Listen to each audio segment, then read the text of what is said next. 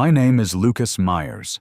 I'm 41, and I work as a cybersecurity analyst for a Fortune 500 logistics company based out of Columbus, Ohio. My job: finding digital patterns. No one else can. My life: predictable calm, methodical until a message shattered it in under 15 seconds. It was a Monday morning. I'd just made a fresh cup of coffee and was reviewing anomaly reports from a warehouse server breach in Missouri. Nothing serious, just some IP inconsistencies and failed login attempts. Then my phone buzzed. "Lucas, I want a divorce. I've met someone else. I'm moving out this week. No preamble, no conversation, just that. From Erica, my wife of 14 years. She was supposed to be in Denver for a real estate networking summit. She worked in corporate leasing, traveled twice a month. At least that's what I thought." The next message followed before I could breathe.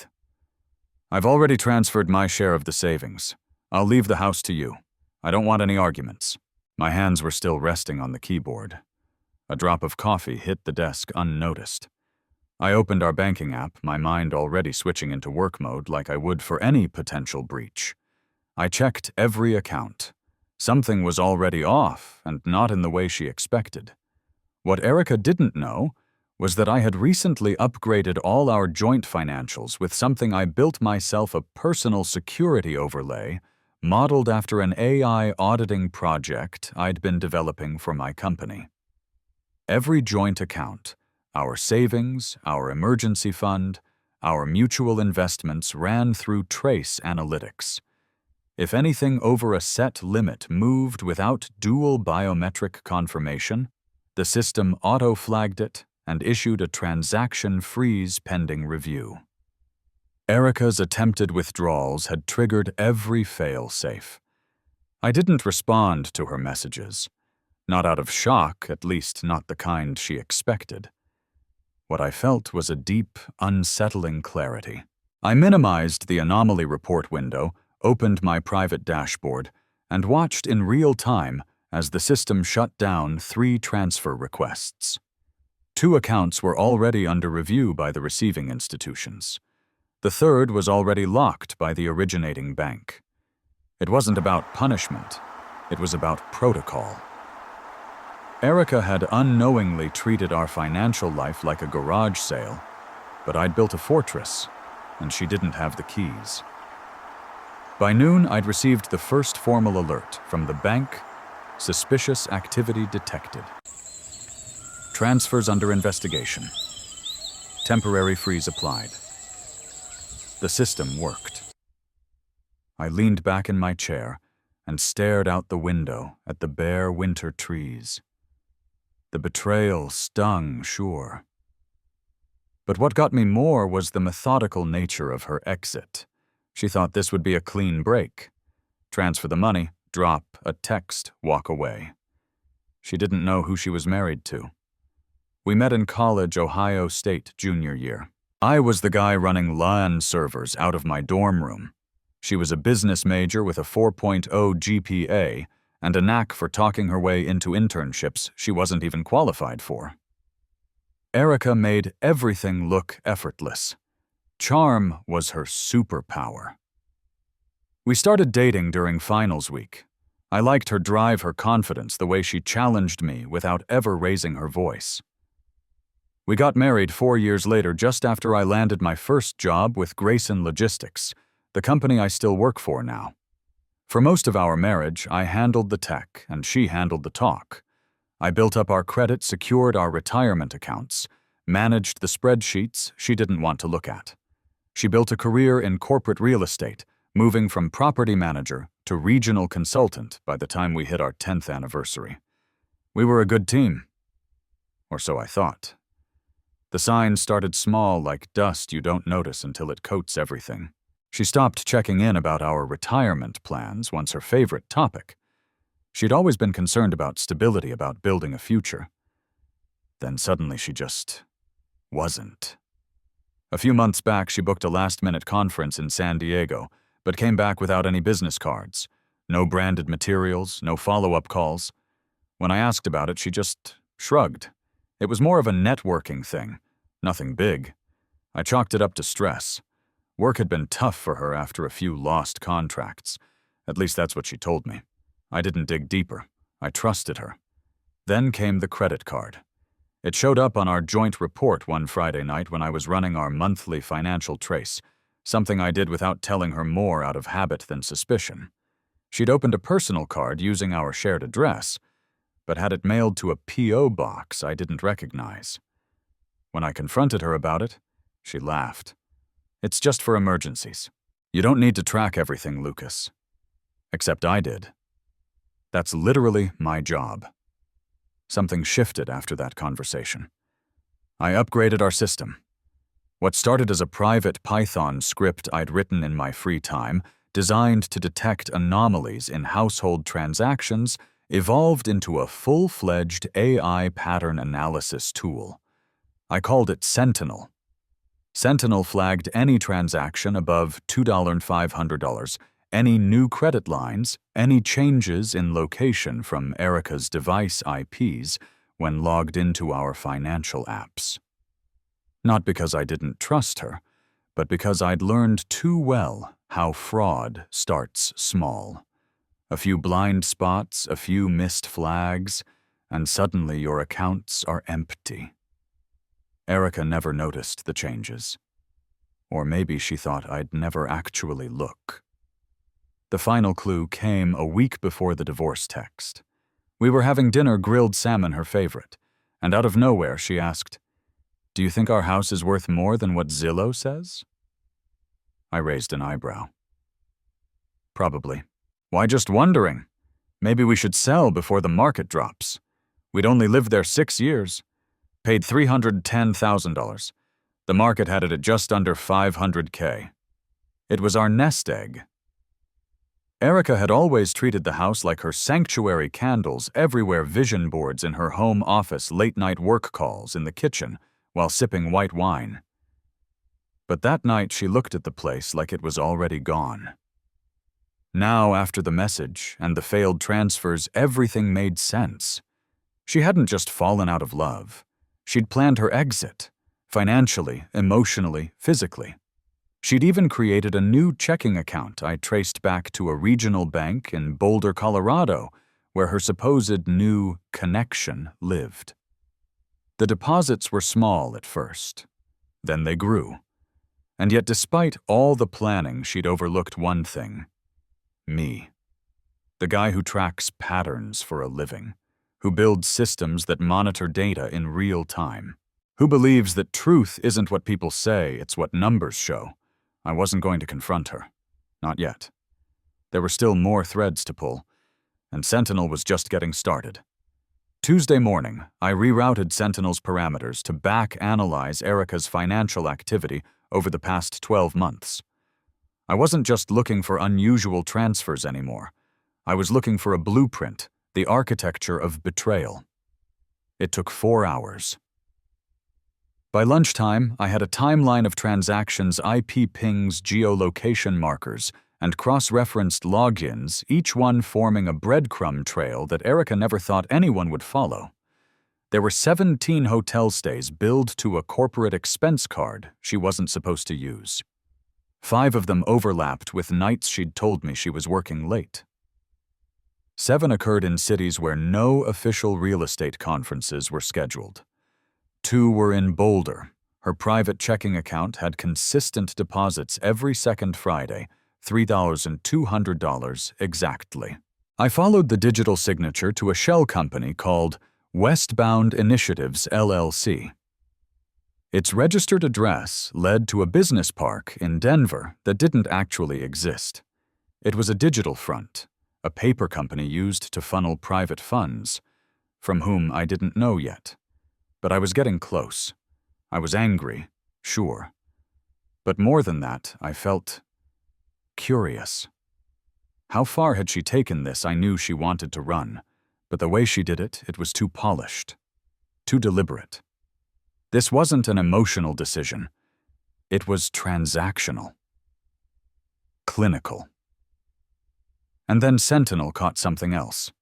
She'd attempted to open a HELOC, a home equity line of credit, against our house. It hadn't gone through because it required my co-signature. But she'd started the paperwork, uploaded her ID, and even listed the reason for the loan investment in new property venture, anticipated flip ROI within 90 days. She was planning to flip the house.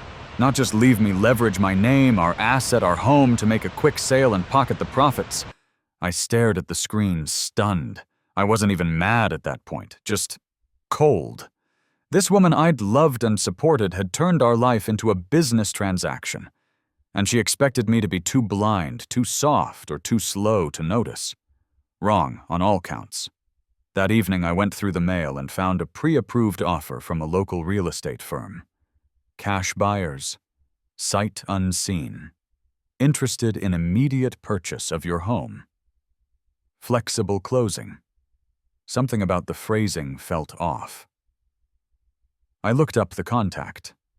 The name listed was Mark Davis, but his business registry linked back to Westbound Initiatives, LLC. She hadn't just tried to take money. She'd organized an entire play, liquidate assets, transfer retirement balances, flip the house, disappear. It was almost impressive. Almost. By Thursday, I had everything documented. Call logs, bank traces, property inquiries, even a voice memo she'd left on her work phone, the one she forgot to unlink from our shared cloud account. We just need to get the wire through before the end of next week. Once it's done, I'll pull the plug with Lucas. He won't fight it. She said my name like I was a nuisance, an afterthought, a speed bump on her path to reinvention. But the system didn't treat me that way. The system she thought wouldn't fight back had already flagged her entire operation. That night, I opened a secure folder and named it Divorce, Evidence Chain.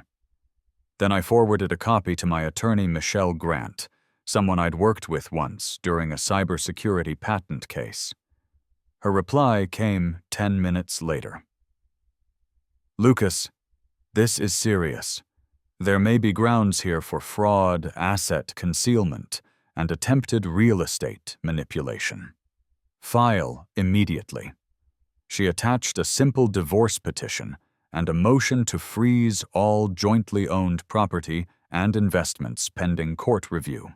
Just like that, the gears began to turn. Erica was about to discover that she hadn't married a soft tech guy. She'd married a systems engineer trained to expose manipulation with math, not emotion. And unlike people, data doesn't lie. Friday morning, I filed the papers. Michelle moved fast. By noon, the petition for divorce, the request for asset freeze, and a court-issued injunction to block any sale or refinancing of our home had been submitted and processed. Within 24 hours, Erica would legally be unable to touch anything we co-owned. The irony, she'd already tried and failed. Sentinel had blocked her, but now the law would do the same. Michelle also filed for a forensic audit on the basis of intentional asset manipulation and undisclosed financial activity. That audit would dig through every dime Erica had moved in the last 18 months. I recommend you don't inform her until she finds out herself, Michelle said on the phone. She'll find out when she tries to check her accounts. I replied. The system will speak for me. By Friday evening, my phone buzzed. 3 calls. All from Erica. I didn't answer. Saturday at exactly 11:37 a.m. I got a text. Lucas, my bank, is saying something about a freeze. What is going on? Then another. I can't access the savings. The HELOC is blocked. Did you do something? And then the one that made me sit back in my chair. You're being dramatic. This was supposed to be clean. Don't turn this into a war. Supposed to be clean. I read it twice, then forwarded the entire thread to Michelle. She responded immediately. Thank you. This confirms premeditation. Sunday morning, I checked Sentinel's logs. Erica had attempted 4 different transactions across 2 banks. All failed. She'd also made 3 calls to the supposed buyer from Westbound Initiatives. The buyer hadn't answered, because that buyer no longer existed. Sentinel had flagged the company as a synthetic identity. I'd sent that information to a colleague in Denver, someone who worked in private cybersecurity investigations. They'd launched a digital takedown of the company's shell presence. Within 48 hours, every fake site and listing Westbound Initiatives had used to lure home sellers was offline. Her entire exit pipeline had collapsed. That same night, she showed up at the house. I hadn't seen her in weeks. She stood on the porch in jeans and a puffer coat, arms crossed, trying to look calm. I opened the door, but didn't invite her in. "We need to talk," she said. "About what?" "The texts, the fake company, the HELOC." Her face twitched, but she held firm. "This wasn't supposed to go down like this." "I agree. You weren't supposed to get caught." She let out a breath and softened her voice. "Lucas, I didn't want to fight. I just wanted a fresh start. I figured you'd be fine. You always land on your feet. So you tried to rob me on the way out. I didn't rob you. You tried to flip the house using a fake company and laundered money through a shell business. That's not clean, Erica. That's criminal." Her silence said everything. Why I asked. She blinked, looked past me at the living room behind me. "I don't know. Maybe I got tired of the predictability, of always being watched. You weren't being watched. You were being trusted. The system wasn't for you. It was for us. To protect everything we'd built." She didn't have an answer. I didn't invite her inside. She stood there another minute, then walked back to her car. I didn't watch her leave. That Monday, Michelle received a formal response from Erica's attorney. Denial of wrongdoing request for mediation claim of excessive monitoring and emotional isolation. Michelle forwarded the documents to me. "Don't worry," she said. "We have proof she tried to extract funds without authorization, attempted to defraud a lender, and lied about the existence of new assets. The system wins here." That afternoon, Sentinel pinged again, this time not for a financial move. Erica had tried to file a new tax ID number for a second shell company, Meadow Equity Group. I flagged it and submitted it to the audit team. Within 36 hours, it was shut down. Her digital fingerprints were all over it. The trail was widening, and so was the investigation. By Wednesday, Michelle called with news. "Lucas, we've received contact from a federal investigator. They're reviewing the activity around Westbound Initiatives and Meadow Equity Group. Apparently, similar shell firms have been involved in multiple home sale fraud cases across 3 states. You're saying this is bigger than just her?" "Exactly. Your documentation may have just cracked open something that's been in the shadows for years." I sat there stunned. What started as a divorce had become a federal case. And my personal security system, it had just exposed a multi-state fraud network. By Thursday morning, the FBI's Digital Crimes Division had officially opened a case file. Michelle forwarded me an email from Agent Caroline Sykes, a federal investigator based out of Cleveland. She wanted to set up a meeting to go over the data I'd collected. Not just the finances, but the shell company trace logs, the HELOC attempt, even the property inquiry from Mark Davis. "Mr. Meyers," she said during our video call, "we believe your wife may have been acting as a regional coordinator in a larger property laundering scheme. The companies you flagged have been connected to at least 9 fraudulent property flips in Ohio and Colorado." I nodded slowly. "I have all the source logs. IP traces, email, metadata, account routing, anything you need. You've already provided more than we usually get in 3 months of surveillance," she said. Your system caught what we've missed. She wasn't exaggerating. Sentinel's forensic-level packet capture logs had archived every unauthorized access and every identity shift tied to Erica's accounts, something most banks couldn't legally do on their own without a warrant. And now federal law was stepping in. That weekend, Erica's world collapsed fast. Her business accounts were frozen. Her license for corporate real estate work was suspended pending investigation. The firm she'd worked with, Halberton and Gray Realty, issued a public notice severing ties. We were unaware of any misconduct by Ms. Meyers and are cooperating fully with authorities. I didn't even feel triumphant, just tired. On Sunday, I found a yellow envelope tucked into the storm door. No postage, just my name in handwriting I'd memorized years ago. Inside was a letter. 2 pages. Written in blue ink. Lucas, I know you think I'm a monster. Maybe I am. I didn't set out to destroy everything. But somewhere along the way, I started thinking in numbers, not people. I justified things, told myself we'd both be fine. I thought I could disappear cleanly. I was wrong. You were never the problem. I was. I see that now. I'm sorry. I folded the pages and slid them into the same locked drawer where I kept my old engagement watch, the one Erica gave me before we bought our first house. They both belonged to another life. By Monday, Agent Sykes had enough data to issue indictments. Erica wasn't alone. The buyer, alias Mark Davis, was actually Dennis Welker, a known white-collar manipulator already on probation for real estate fraud in Phoenix. He'd roped Erica in when they met during a luxury property convention in Denver 2 years ago. From what investigators could gather, she had gone from accessory to full-fledged accomplice. Her technical knowledge of transaction flows is surprisingly advanced, Agent Sykes noted. Did you teach her how to manage financial trace routes? She picked it up from watching me, I replied. But I built Sentinel because I knew how people think when they want to hide something. She tried to outthink it. She didn't. Later that week, Erica was formally charged with conspiracy to commit wire fraud, attempted financial identity manipulation, and 3 counts of attempted real estate deception under false business claims.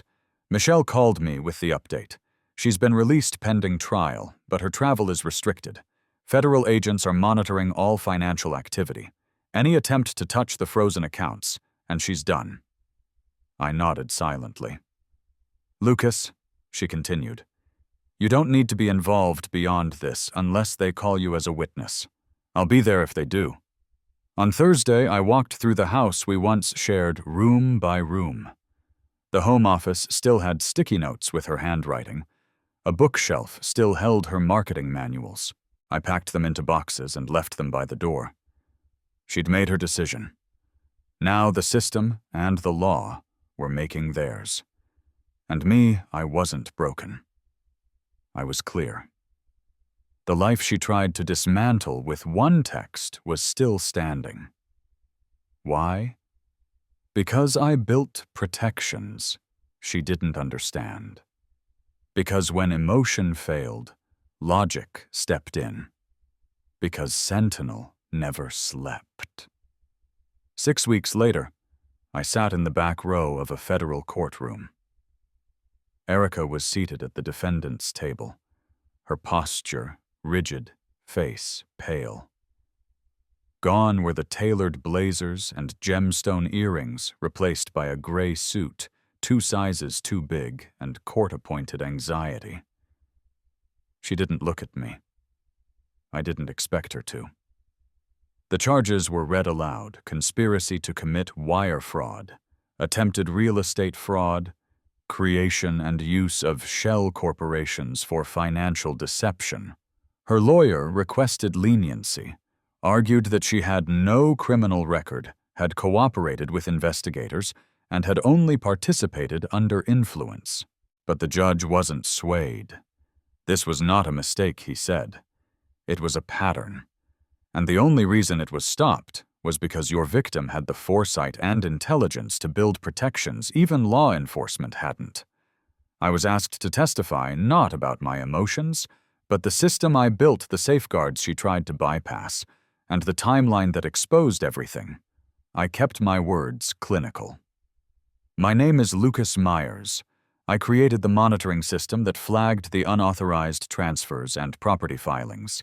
It's based on predictive algorithms that assess risk intent and movement patterns. The system noticed what I emotionally had missed. I stepped down. Erica never raised her eyes. The judge issued a sentence 32 months in federal custody with restitution conditions tied to any future earnings. No early release for good behavior. No more second chances. Outside, the air felt cleaner than I remembered. Crisp. Undeniable. That night I slept through the entire evening for the first time in months. The divorce was finalized within the next 2 weeks. There was nothing left to dispute. The house stayed with me untouched. Our retirement accounts had been fully restored. All fraudulent actions had been categorized as pre-divorce misconduct, shielding me from any liability. Michelle texted me after court. "It's over. You're free." I sold the house a month later, not because I needed the money, but because it held too much silence. Too many ghosts of dinners that meant nothing, and smiles that hid motives. I bought a modest 2-bedroom condo in a high-rise downtown. Smaller. Simpler. Mine. Sentinel, meanwhile, became more than a personal project. My company, Grayson Logistics, learned about what happened. I gave them a private demo of the system, an internal fraud detection tool, adaptable for corporate use. They signed off on a pilot program, and 6 months later, Sentinel AI was implemented company-wide. That system. It caught 3 internal fraud attempts in the first quarter alone. Michelle and I grabbed coffee sometime in the spring. Not romantic, just warm. You know, she said, I've never seen someone remain so balanced through something like this. I smiled. That's the thing about systems. They're designed to stay balanced even when people don't. Erica wrote to me once. A typed letter. Brief. Plain. I've thought a lot about everything. I wasn't angry at you. I was angry at being ordinary. You were the only steady thing in my life, and I betrayed it because I thought I wanted freedom. Turns out I wanted to be rescued from myself. I didn't respond. Not because I hated her, but because closure doesn't always need a dialogue. Sometimes it's just knowing the system worked. These days I still teach part-time at a local community college. Intro to Cyber Defense. My students love the real-life examples I weave into my lectures. Some of them know the story bits of it have made their way onto case studies, anonymized, of course. I end my semester with the same 3 lines: don't trust blindly. Build systems for when people fail. And remember, truth lives in patterns. I no longer think about Erica much. Not with bitterness, not with longing, just as a variable I've removed from the equation of my life. My mornings are quiet. My systems hum softly. My peace is not loud, but it is earned. Because when betrayal comes disguised as normal, only one thing will catch it. A system built by someone who saw it coming.